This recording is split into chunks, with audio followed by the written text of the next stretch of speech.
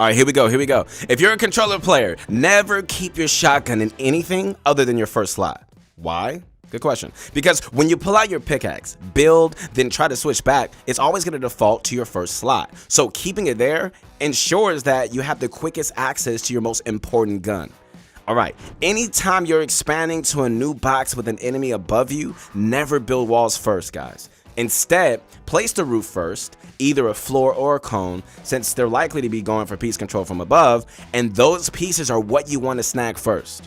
All right, if you're playing to improve, you should never camp an arena. A lot of newer players do this to get easy points, but you don't learn much, and it really does hinder your improvement. So don't be afraid to fight, guys, as it's definitely one of the ways that you're going to get better. All right, even though fighting helps you improve, you still shouldn't just mindlessly push everybody. Before you engage, consider where the next zone is, what kind of advantage you do have, and if there's potential for third parties to just ruin your day. Because if there is, you're better off waiting for another opportunity. When a new item or weapon gets released, don't avoid using it just because it's different and you don't like it. Too many people do this and they end up gaining no experience using these weapons. And, that can be extremely detrimental when other choices get vaulted. Unless your opponent is weak, you should never force fights that are just aim duels, also known as 50-50s. Instead, try to use editing and building techniques to create cover and peaks that give you the edge, right? For example, if you ramp over your opponent, don't just cut the ramp and just go for the shots. Rather, you should edit out and create a right-hand window peek. It probably doesn't need to be said, but playing with speakers sucks, all right? If you want to hear footsteps and noises that could potentially save your life in the game, you should always play with headphones. For the cleanest sound possible, man, turn off any enhancements like Virtual 7.1, surround sound, and turn on the 3D headphone setting in Fortnite so you can hear directional sounds more clearly. All right, if you play with a controller, you should never copy another pro's dead zone settings. Dead zones are there for you to adjust so you can just prevent stick drift as your controller joysticks begin to wear out. And since some players use new controllers, some use old ones, they're different for everybody. So it's better to experiment to find the lowest dead zone that prevents stick drift for you. Okay, never be dismissive of your own mistakes. Too many of us, man, I can admit myself too, like to blame the game when things go wrong. And while the game has its issues, it does more often than not, we make mistakes that lead to our deaths. And so if you can accept that, then spotting and fixing your faults become way easier. All right, whenever you knock an enemy in team modes, never give up a shakedown opportunity. Too many of us just go for the kill, but as long as you're safe, a shakedown provides valuable info that you can use to clean up the rest of the enemy team. All right, you almost never want to leave your back exposed when you go to attack somebody, whether perched on a ramp or even facing an opponent's box. It only takes a half of a second to build walls around yourself, right? And that can just be incredibly life-saving in many situations. All right, never crank for a height in a fight without protecting your head. That means cones or floors as you go up so that you're not getting shot by whoever's above. Even if it means you're cranking slower than you like, it's definitely worth it, and you need to practice your retakes with this in mind as well. All right, you should rarely ever fight on ultimate low ground. Not only is it hard to navigate at times, but you also don't have the option to edit your floor and drop down. So being able to drop is a big reason pros tend to move up a layer when on low ground, so try to keep this in mind. Following the last tip, guys, make sure you cone your opponent's box instead of going for a mongrel classic anytime they can just edit their floor to drop.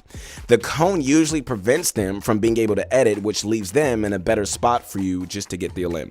Never spam jump in close quarters combat. Rookies make this mistake all the time, but you seldom spot pros doing this because jumping makes it way easier for your opponent just to line up a meaty shot on you. So if you instead strafe in different directions and occasionally spam crouch, you can become way more harder to hit. All right, and if you're looking for tips to help you guys win fights, you already know what to do, man. You better check out ProGuides.com. We make it easy for you to connect with the pros, including several World Cup qualifiers who can awaken your potential, man. Check out our coaching, coaches, and more today on ProGuides.com. All right, don't overcommit for a high ground. Sure, build battles that go to the sky are a blast. They're fun, I get it, but they waste materials and significantly increase your chances of getting third parties. So if your opponent keeps cranking up, try just chopping the builds down and just force them down instead. Overbuilding in general is something you should definitely avoid as well. Like every build of yours should have a purpose, whether it's for cover or movement or even piece control. Obviously, that's easier said than done, but check out our recent creative drills video for a quick way to learn tons of really useful techniques to help build more efficiently. All right, try not to be impatient with your shotgun shots, guys. While flick shots can be useful, good shotgun hits are just vital to the outcome of your match. So when you can, it's often worth taking a fraction of a second to line up your crosshair for a bigger hit. You should never be impatient with your rifle.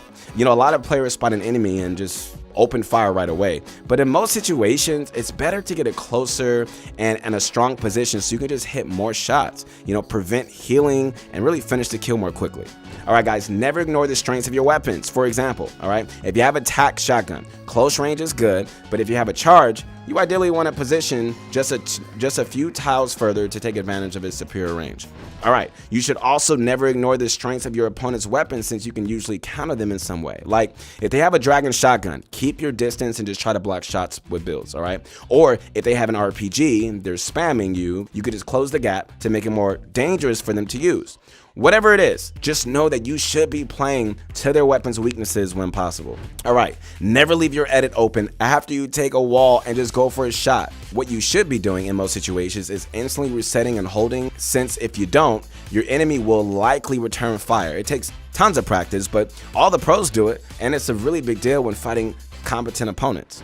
All right, never look in the same direction for too long when rotating since there might be enemies lurking behind, waiting to strike you, right? So every 5 to 10 seconds, just jump and look around and you're gonna end up being a whole lot safer than if you just ignored your surroundings. All right. Try not to take fights in the storm, guys. While there are definitely situations where storm fights, they do pay off, but in most scenarios, they're only going to just negatively impact you for the remainder of your match. So to avoid storm fights, try rotating early, through the dead sides of the zones. And of course, don't start fights with enemies just because you see them. At this point in the game, never carry only one healing item. 2 or even 3 healing items has been the meta for what feels like forever, and that's because it's the most well-rounded kit for survival. So no, you don't need 4 weapons, and the next time you want to drop heals for a sniper or SMG, just think again because it only hurts your chances of winning.